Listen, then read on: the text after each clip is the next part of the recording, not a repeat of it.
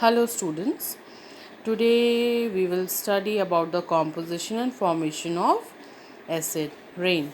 This we will continue this a little portion of it we have studied yesterday also.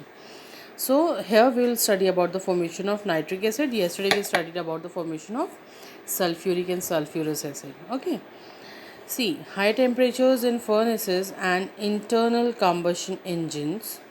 See, this separately you have to learn properly. Actually, sometimes this can be asked, like for furnaces and internal combustion engines. Okay. So, nitrogen in air at temperatures above 1300 degrees Celsius, it combines with oxygen. Nitrogen, it combines with oxygen at temperature more than 1300 degrees Celsius to form nitrogen monoxide, that is nitric oxide NO. Okay. N2 plus O2 gives 2NO and temperature it should be more than 1300 degrees Celsius. The higher temperatures can be achieved during operating internal combustion engines of furnaces, this much high temperature, and lightning discharge in the atmosphere. If lightning discharge will be there, then too the nitrogen present in the atmosphere it can react with the oxygen and nitric oxide can be formed. So these are the two processes by which this much high temperature can be achieved. So see here, nitrogen it is combining with oxygen and the temperature it should be more than 1300 degrees Celsius and we will get nitric oxide. Nitric oxide is oxidized to nitrogen dioxide. See, nitric oxide is there, and when this nitric oxide will react with oxygen, we will get nitrogen dioxide.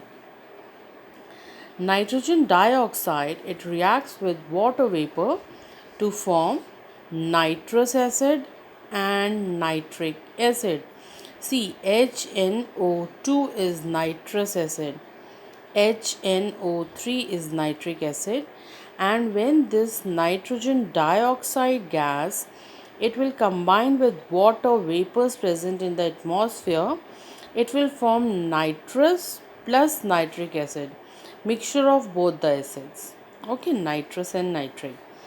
The nitrogen dioxide may also dissolve in atmospheric moisture in the presence of oxygen in the air, forming nitric acid in the free state.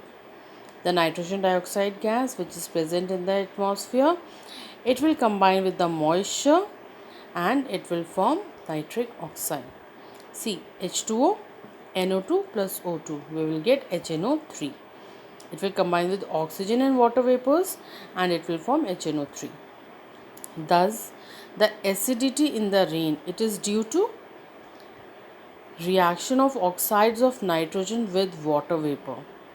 Nitrogen oxides they react with water vapor and they form dilute acids. A catalytic converter in internal combustion engines helps reduce pollution. The reduction catalyst platinum or palladium, either of these two catalysts in a converter separates the nitrogen atom from NO and NO2 molecules. If they will separate out nitrogen atom from NO or NO2, it means oxygen molecule will be formed. Yes. See, if NO is there and N2 will be removed from it, we'll get oxygen.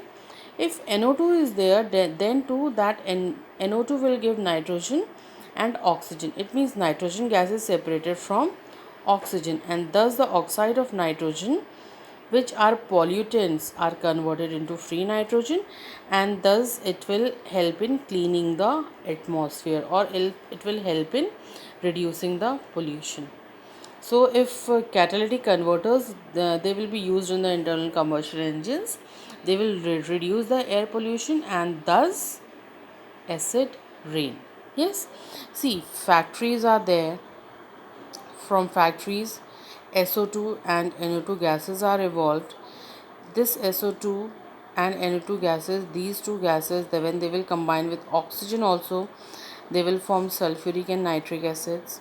When these acids they will come down, they will form or in the form of wet deposits. When they will come down as a acid rain, they will be collected here, and they can cause many harmful effects will be there. Many adverse effects on the environment will be there, and it will include soil chemistry as well as water bodies. So impact of acid rain we will study in our next video. Thank you.